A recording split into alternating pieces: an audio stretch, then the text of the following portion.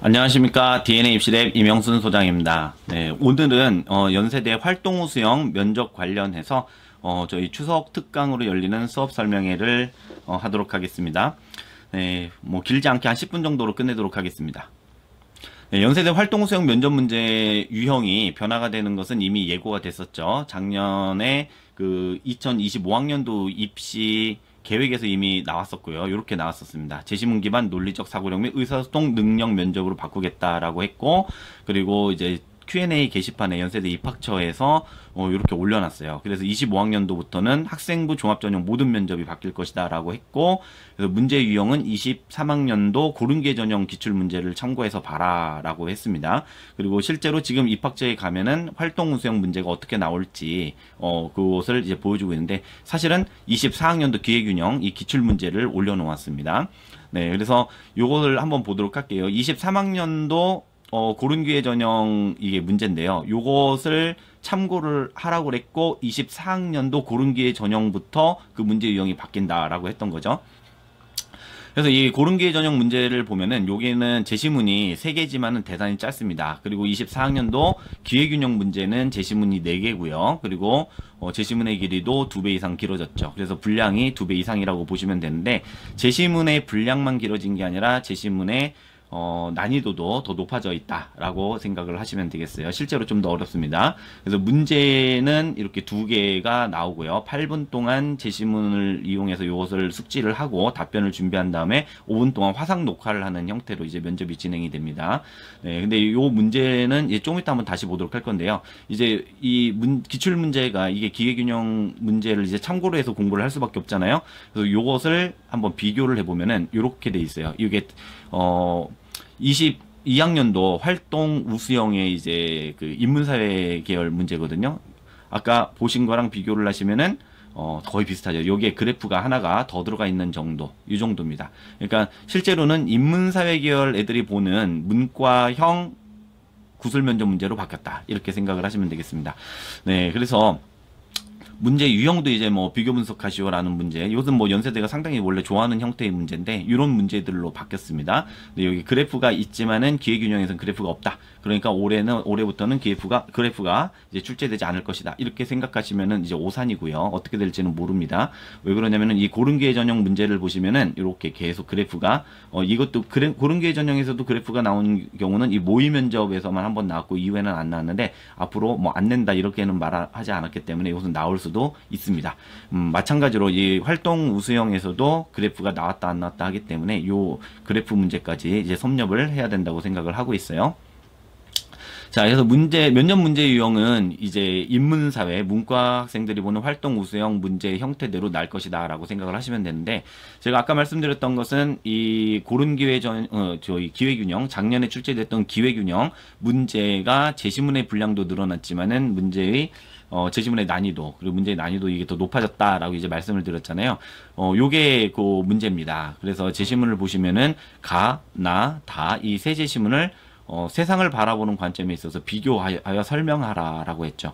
요 문제가 이게 쉽지 않은 게, 일단은 우리가 이런 제시문에서 바라보는 관점이잖아요. 그럼 이 관점에 이름을 붙여줘야 되는데 학생들이 이 관점에 이름을 붙이지 못합니다. 그래서 여기서는 뭐 이걸 쭉 읽으면은 과학적으로 실험하는 관점 이런 식으로 이야기를 하고, 뭐 여기서는 자연주의적인 관점 이런 식의 이야기를 해요.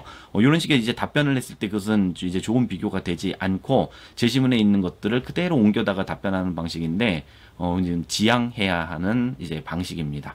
그래서 우리가 뭔가 이 논리적인 사고력이라든지 이런 걸 보여준다라고 한다면은 이런 것을 개념화 시켜서 보여줄 수가 있어야 되는데, 학생들이 그래서 이제 잘 못하는 것을 한번 보여드리면 이런 거예요. 이게 이제 예시가 쉬우니까 금방 알죠. 바둑이, 장군이, 사랑이, 뭉치, 잭, 초롱이 이런 게 있다고 하면 이것은 이 개들의 이름입니다.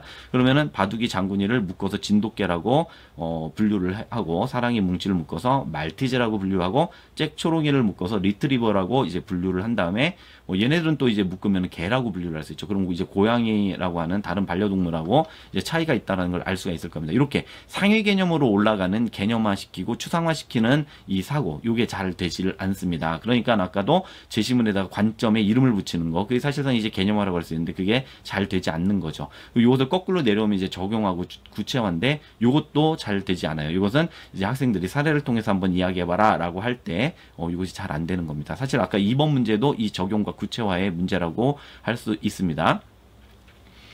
자, 그래서 이게 어려운 것은 이 추상화시키는 거, 그리고 이렇게 구체화시키는 거, 이것을 왔다 갔다 할 수 있어야 되는데 이게 잘 안 된다는 거죠. 다른 예시를 들면 비, 마시는 물, 수돗물, 이것을 물이라고 개념화시키고 이 물이라고 하는 개념을 샘물에다가 적용해서 너는 물이야 라고 말을 할 수 있어야 되는데, 요건 당연히 너무 쉽게 할 수 있지만 우리가 제시문을 통해서 한다는 것은 이제 쉽지 않습니다. 이걸 유추적 적용이라고 할 수 있어요.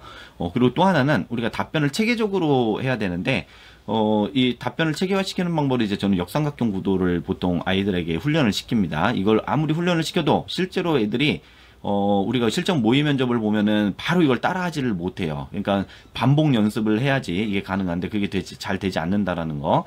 그래서 비교를 한다면 비교 기준이 있어야 되고, 그리고 그 비교 기준에 따라서 제시문이 어떤 차이가 나는지를 각각 보여줘서 답변을 구성을 해야 체계적인 답변이라고 할 수 있는데 그게 잘 안 됩니다.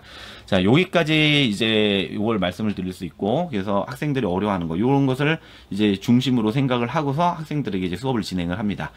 일단은 활동 수행 면접, 이제 자연계열 친구들이 사실 인문계열 아이들이 보는 그런 면접 문제를 보게 됐을 때 과연 잘 할 수 있느냐, 제가 볼 때는 생각보다 쉽지가 않습니다. 그래서 그것을 어떻게 하는 게 제일 좋냐, 제일 좋은 방법은 기존에 나와 있었던 문제들을 다 풀어보는 것이죠. 기출 컬렉션이라고 하는 것을 저희가 이제 계속 만들어내는데 모음집입니다. 기출문제 모음집, 이 기출문제들을 이제 다 풀어보는 거예요. 상당히 문제가 많이 있습니다. 그 문제들을 이렇게 뽑아보면은 20학년도부터 24학년도, 여기 앞에 있었던 뭐 16학년도라든지 이런 것들은 약간 문제 스타일이 달라요. 풀어보는 건 좋아요. 이제 그래프 문제 훈련하는 것은 대단히 좋고요. 그런데 일단 이제 그 기회균형 문제하고 유사하게 났었던 그런 형태의 인문사회계열 문제들을 이제 뽑아갖고 보는 겁니다. 예, 보면은 이게 대략 한 19세트 정도 있는데, 이제 공통된 문제도 있고 해갖고 18세트, 이걸 준비한다고 보면 됩니다. 그래서 수업에서는 어떻게 다루냐? 수업에는 1차, 2차 개강되는데 뭐 이것은 사실 중요하진 않고, 들으려면 추석 연휴 때 16, 18일 날 수업 듣고 그 다음에 10월에 이루어지는 3일, 4일, 9일 수업을 듣는 것이 좋겠습니다. 자, 그래서 이것은 그냥 연달아 이루어지는 이제 시리즈 수업이에요. 그러니까 1회, 2회, 3회, 4회, 5회로 이루어지고, 이 5회차에는 실전 모의 면접을 진행합니다. 1, 2, 3, 4회에서는 한 번에 한 수업에서 4세트의 문제를 푸는 그런 수업으로 진행이 될 건데, 8분 동안 답변을 준비하고 30분 동안 이제 제가 문제를 풀어줍니다. 이것을 4세트를 진행을 할 거고요. 이렇게 진행을 하게 되면은 4세트니까 4회 정도 진행이 되면 한 16세트의 문제를 풀게 되죠. 아까 제가 18에서 19세트 정도 된다라고 했으니까 사실 기출 문제들을 거의 다 풀고 들어가게 되는 셈입니다. 그래서 기출 문제를 완벽하게 풀게 되면은 이제 실력이 향상되는 것을 느낄 수 있을 거고요. 요 수업에서는 이제 제가 문제를 풀어주고 학생들은 답변 준비를 하잖아요. 이제 문제 푸는 이 답변 준비 시간을 갖게 될 텐데, 그냥 그렇게 풀고서 갔을 때 자기가 잘 풀었는지 못 풀었는지에 대해서 알 수가 없으니까 그것을 이제 평가가 필요하겠죠. 그래서 이제 과제로 이것을 제출하게 해서 그것을 제가 코멘트를 해서 이제 보내줄 계획입니다. 그것은 이제 요게 이제 저희 그 구술 면접 프로그램은 이제 개념비라고 이름을 붙였어요. 개념, 논리, 비판적 사고를 하는 건데, 그 개념비 채널이 있습니다. 개념비 카카오톡 채널이 있어서 여기다가 올리든지 아니면 저한테 개인톡으로 보내주시면은 그 학생들의 답변에 대해서 이제 코멘트를 달 겁니다. 그래서 이제 뭐 바로바로는 답변을 달 시간이 없고요. 16일 수업은 20일, 18일 수업은 20일까지 한 4일 정도 이 텀을 두고서 이제 답변을 해서 보내줄 겁니다. 이렇게 하면 학생들이 훈련을 상당히 열심히 할 수 있겠죠. 네, 그리고 그 답변은 이렇게 카톡으로 보내거나 아니면 이렇게 그 카톡으로 바로 보내도 되고, 이런 방식으로 이제 글을 써서 보내도 돼요. 그러면 이제 코멘트를 이렇게 쭉 달아서 보내주면은 학생들이 어떤 점에서 개선할지를 이제 알 수 있겠죠. 예, 이렇게 해서 이제 복습까지 하면은 16세트 문제 상당히 많은 양을 풀게 되는 것이고, 실력 향상을 이제 분명히 이제 할 수 있다라고 생각을 하고요.